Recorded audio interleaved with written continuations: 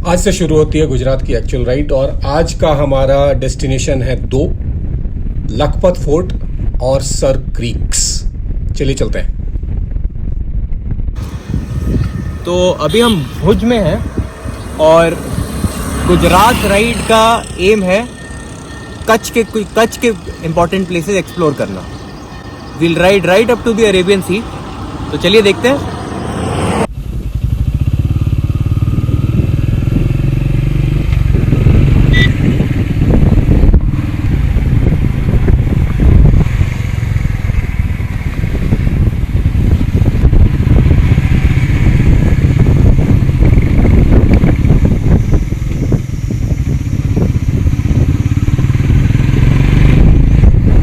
किसी भी राइड के दो हिस्से होते हैं। एक होता है प्लान्ड हिस्सा कि आप कहीं जा रहे हो, आपने उसके बारे में इंटरनेट रिसर्च कर लिया है, डिस्टेंस कैलकुलेट कर लिया है, फिर आप वहाँ पहुँच गए। खुशी तो होती है क्योंकि नई जगह है, बट उससे ज़रूरी एक पार्ट होता है किसी भी राइड का, वो है सरप्राइज फैक्टर। आपको कोई ऐसी चीज़ मिल जाती है या कोई ऐसा इंसान मिल जाता है जिसकी आपने उम्मीद नहीं की, और वो होता है राइड का उम्फ फैक्टर। और उसी को हम ढूंढते रहते हैं, घंटों हम राइड करते हैं। और मैं अपने आप में शेखी बगाता था कि मैं 2000, 20,000, 22,000 किलोमीटर चला चुका हूँ। अब मैं आपको एक ऐसे शख्स से मिलाता हूँ जो साइकिल पे भारत यात्रा में है। क्या नाम है बॉस? मेरा नाम शुभम है। शुभम? हाँ। और 2000 किलोमीटर से ज़्यादा आप राइड कर चुके हैं? हाँ, जो भारत यात्रा में। हाँ। अब ना मेरे को ये 2-4 मिनट में ये बताओ, इस तरह के काम के लिए एक पागलपन चाहिए। नॉर्मल दिमाग वाला आदमी नहीं कर पाएगा। तो आप पागल कब हुए? मैं पागल लॉकडाउन में हुआ। अच्छा,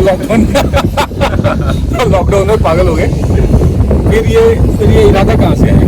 मैं अनाथ बच्चों के लिए कुछ करना चाहता हूँ। उन्हीं से यूट्यूब चैनल ओपन किया था मैंने। हाँ। उन्हीं से पागलपन हुआ मेरा, क्योंकि मैं किसी से भीख मांग नहीं सकता। और जो भी इनकम होगी मेरे लोग उससे यूट्यूब से उससे ही कमाऊँगा। और भारत यात्रा तो मैं अपना भारत घूम रहा हूँ बस।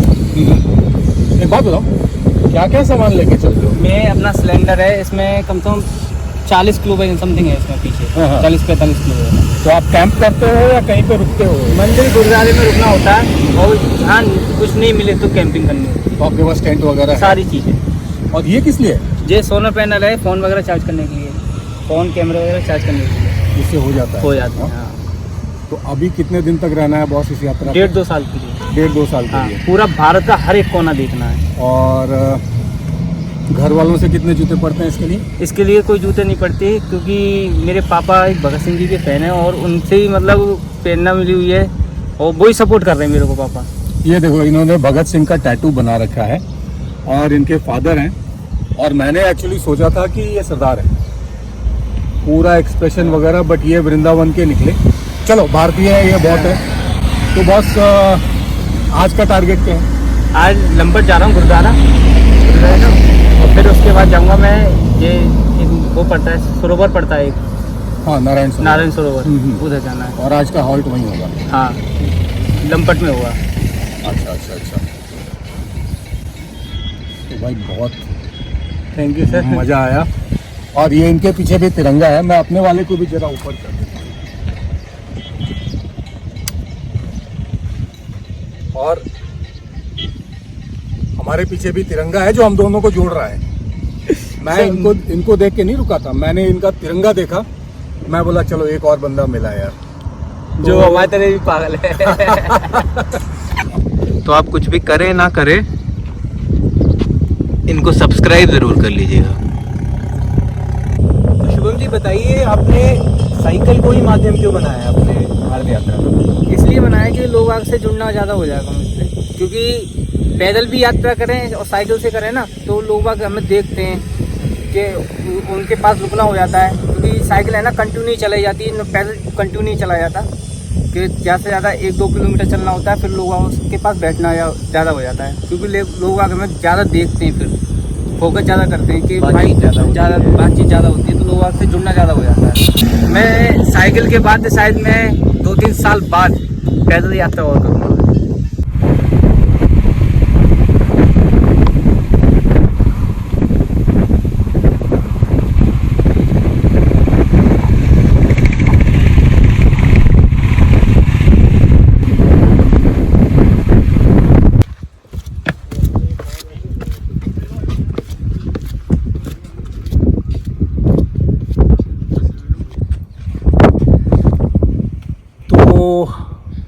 अभी हम खड़े हैं लखपत फोर्ट के अंदर। फोर्ट मैं आपको दिखाऊंगा, बट उससे ज़्यादा इंटरेस्टिंग जगह है ये रन। इसकी कहानी ऐसे है, उस तरफ से इंडस रिवर आती थी और इस तरफ उस डायरेक्शन में जाके वो अरेबियन सी के साथ मिलती है। तो ये जो है आज से 250-300 साल पहले इंडिया का सबसे इम्पोर्टेंट पोर्ट होता था। सारा का सारा जो ट्रेड है, जो सी के रूट में जो आपके ऊपर नॉर्थ की तरफ जाता था, अफगानिस्तान, आगे यूरोप, वो सारा का सारा ट्रेड जो है वो यहाँ से होता था। ये जो आप देख रहे हैं फोर्ट की वॉल्स हैं, ये चारों तरफ आपको ये इस तरफ भी दिखाना बेटा, इस तरफ आप देख सकते हैं ये बहुत सारी वॉल्स हैं। तो बेसिकली ये एक ट्रांसशिपमेंट पॉइंट था और ये वॉल्स इसलिए बनाई हुई हैं ताकि यहाँ पे जो सामान है जो आ रहा है या जो जाने वाला है वो उसको यहाँ पे स्टोर करके रखा जा सके। और इसमें स्टोर करने के लिए कहा जाता है कि सूरत का जो महाराजा, भुज का जो महाराजा थे, उनको महीने का 1 लाख कौड़ी टैक्स मिलता था, 1 लाख, और इसीलिए इसका नाम लखपत है। तो अब ये कहानी है इधर से चल रही है। उसके बाद भूकंप आया, जो इंडस नदी है उसका कोर्स ही चेंज हो गया, इंडस नदी उस तरफ पाकिस्तान में चली गई, तो ये इलाका रण बन गया। अब इसमें बैकवाटर्स कभी कभी आता कभी नहीं आता है, तो इस पोर्ट का रेलेवेंस खत्म हो गया और इंडस नदी पाकिस्तान में चली गई। बॉर्डर तकरीबन काफी आगे जाके है, बट बॉर्डर तकरीबन इस तरह से जाता है। यहाँ से 25-30 किलोमीटर आगे जाके हमारे बीएसएफ के बॉर्डर आउटपोस्ट बने हुए हैं, आर्मी की भी कुछ यूनिटें हैं वो उस डायरेक्शन में। अदरवाइज ये इलाका इसका जो ट्रेड का रेलेवेंस था वो तकरीबन खत्म हो चुका है। अब मैं आपको पीछे दिखाता हूँ। इस तरफ जो ये दिखाई दे रहा है ये लखपत विलेज है। इसमें आप देख रहे होंगे मस्जिदें ही मस्जिदें हैं, क्योंकि ये जो इलाका है ये अभी डेमोग्राफी वाइज 90% मुस्लिम है। और वो जो गोल्डन गुंबद दिखाई दे रहा है वो लखपत गुरुद्वारे का है, जिसके बारे में जिक्र वीडियो में ही आएगा। तो ये है लखपत फोर्ट की कहानी।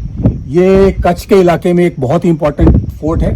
और अब यार आप इस व्यू को देखो, क्या व्यू है।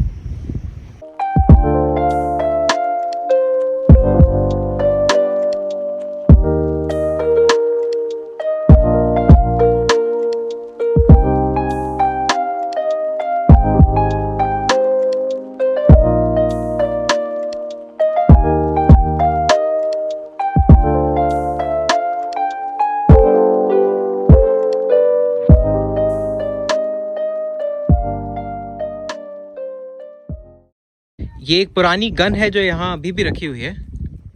ये इनके बीच से फायर किया जाता होगा। तो विंड ब्लास्ट आपको पता लग रहा होगा कि यहाँ कितनी हवा चलती है। ये रन का एक व्यू है और ये एक रेत के समुंदर जैसा है।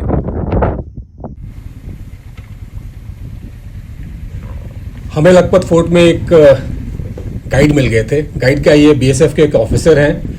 ये इस लखपत फोर्ट में अपने सिविल ड्रेस में रहते हैं, क्योंकि ऑब्वियसली इलाका पाकिस्तान से लगा हुआ है और यहाँ की डेमोग्राफी भी कुछ इस तरह की है, तो वर्दी का इतना लगाव भी होता है। हम वर्दी वाले, वो वर्दी वाले, तो उन्होंने एग्री किया कि वो लखपत फोर्ट में देखने लायक चीज़ें हमें दिखाएंगे। और अब हम जा रहे हैं देखने वाली must visit another place, the Lakhpat Gurudwara, जिसका सिख धर्म में बहुत बहुत बहुत ज़्यादा अहमियत है। वो मैं आपको अगले वीडियो में बताऊंगा क्यों। तो फिर जय भारत।